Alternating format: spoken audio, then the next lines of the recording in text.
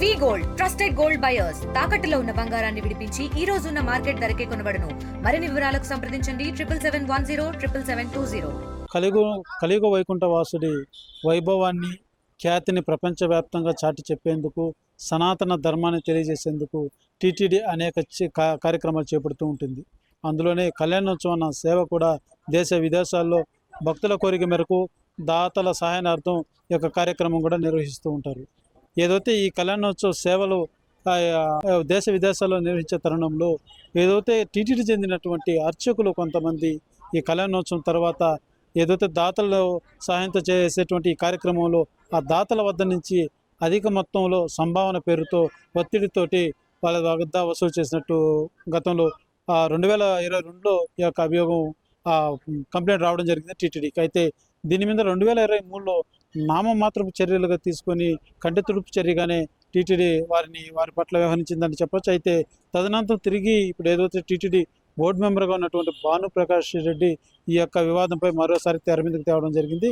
ఏదైతే ఈ రకంగా స్వామివారి నిర్వహించేటువంటి కళ్యాణోత్సవం పేరుతో వెళ్ళి అర్చకులు ఈ రకమైనటువంటి సంభావన పేరుతో స్వామివారి ప్రఖ్యాతిని దెబ్బతీసేలాగా వ్యవహరించి వీళ్ళు సంభావన పేరుతో ఒత్తిడి తీసుకురావడం, అధిక మొత్తంలో వసూలు చేయడం అన్నది ఇది చాలా హేయమైన చర్య. వీళ్ళ పట్ల ఏదైతే 2023లో వీరిపై కంటి తుడుపు చర్యగా భావించి ఏదో మందలించి వదిలేయడం జరిగిందే తప్ప వారు సరైనటువంటి శిక్ష విధించలేదు, సరైనటువంటి చర్యలు చేపట్టలేదనేసి కూడా ఏదైతే టీటీడీ బోర్డు చెందినటువంటి భానుప్రకాష్ రెడ్డి తెలియజేయడం, దీన్ని మరోసారి తెర మీదకి తీసుకురావడం జరిగింది. అయితే ఈ యొక్క ఒక్కసారిగా ఏదైతే ఈ అర్చకులు చేసినటువంటి విధానాన్ని మాత్రం ప్రతి ఒక్క హిందువుల మనోభావాలు దెబ్బతినేలాగా ఉన్నాయి.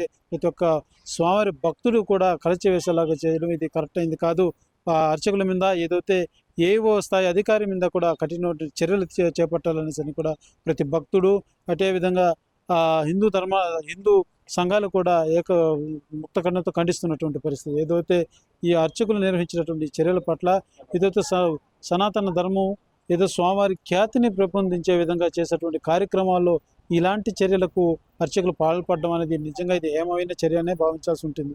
అయితే ఏదైతే ఇప్పటికే ఎన్డీఏ కూటమి ప్రభుత్వం వచ్చినాక టీటీడీలో ఏదైతే ప్రక్షాళన పూర్తి స్థాయిలో ప్రక్షాళన చేస్తామని చెప్పిన తర్వాత ఒక్కొక్కటిగా ఇవన్నీ కూడా టీటీడీలో ఇవన్నీ బట్టబయలవుతున్నటువంటి పరిస్థితి. ఏదైతే గతంలో ఇవన్నీ కూడా కంటి తుడుపు చర్యగానే చేపట్టడంతో ఈ వివాదాలన్నీ కూడా ఒకదానికొకటి తెరపై కనబడుతున్నటువంటి పరిస్థితులు అయితే మాత్రం తిరుమలలో కనబడుతుందనే చెప్పాలి. మరిన్ని వీడియోస్ కోసం ఛానల్ ని సబ్స్క్రైబ్ చేయండి. లేటెస్ట్ అప్డేట్స్ కోసం వాట్సాప్ ఛానల్ ని ఫాలో అవ్వండి. ఆ లింక్ డిస్క్రిప్షన్ లో ఉంది.